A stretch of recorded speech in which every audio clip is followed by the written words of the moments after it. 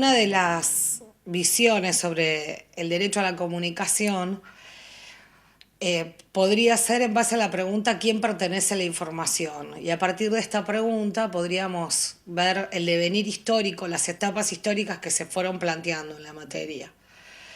Una de las primeras etapas, y esto lo marcan muchos autores, entre ellos Soria y de Santes-Guanter, la sitúan en el periodo de la monarquía absolutista donde la libertad de expresión no existía y lo que primaba era la censura, los privilegios reales y las licencias. Este esquema se rompió con el advenimiento de la Revolución Francesa en 1789, donde por primera vez se empieza a hablar de libertad de pensamiento y de expresión,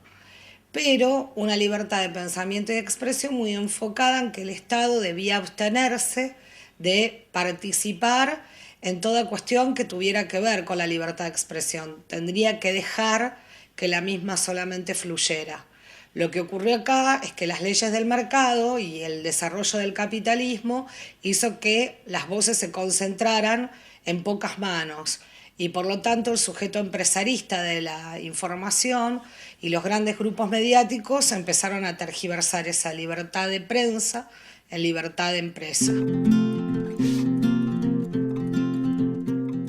Más o menos en 1920 o en la primera mitad del siglo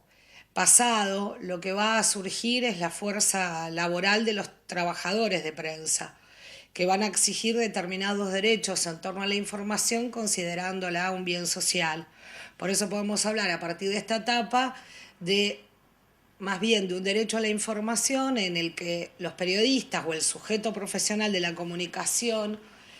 va a tener una relevancia importante y va a luchar con normas éticas, con los derechos laborales, con el secreto profesional periodístico. Y finalmente, digamos que este tipo de pensamiento tiene un antes y un después con la Declaración de Derechos Humanos de 1948, donde a partir de ahí directamente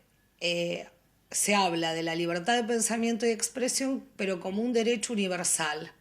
que nos pertenece a todos y a todas, a cada uno y a cada una por nuestra condición de seres humanos. Y no es exclusivo ni del sujeto empresarial ni del sujeto periodístico. Entonces, con esta universalidad del derecho, tanto en quién lo puede ejercer, que son todos los hombres, mujeres, niños,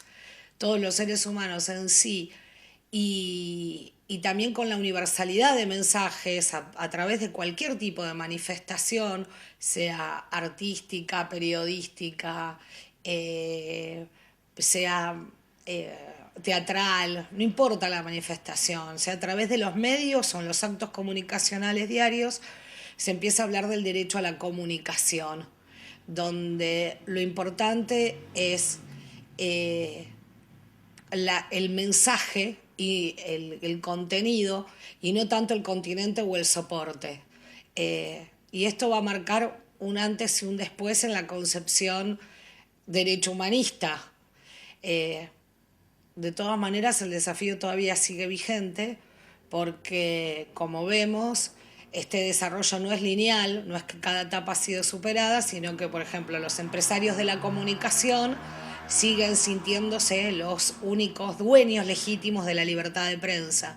Y esto es tergiversar un derecho humano que es universal. Una de las conquistas más importantes de los últimos tiempos en materia de derecho a la comunicación ha sido la reciente sanción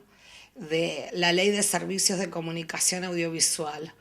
mal llamada Ley de Medios porque le dicen Ley de Medios como si abarcara todos los medios, incluyendo a la prensa, pero solamente se refiere a la radio y la televisión y excluye otros medios como pueden ser los gráficos, internet, etc.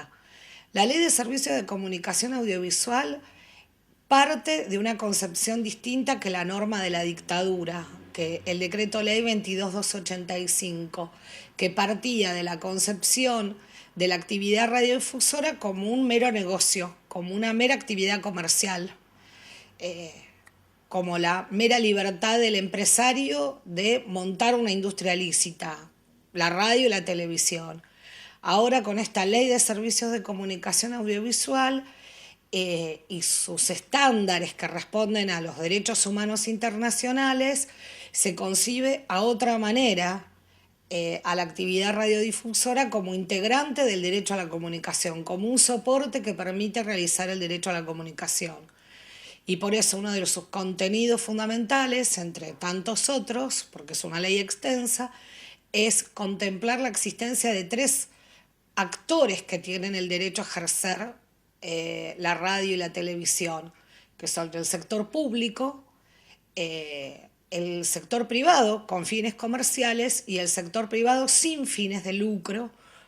como las ONGs y todas aquellas organizaciones civiles que no tienen por objeto lucrar, sino que necesitan tener medios de comunicación justamente para realizar su derecho a la comunicación, a dar y recibir información. Esta facultad de buscar, acceder, difundir e investigar información que nos pertenece a todos.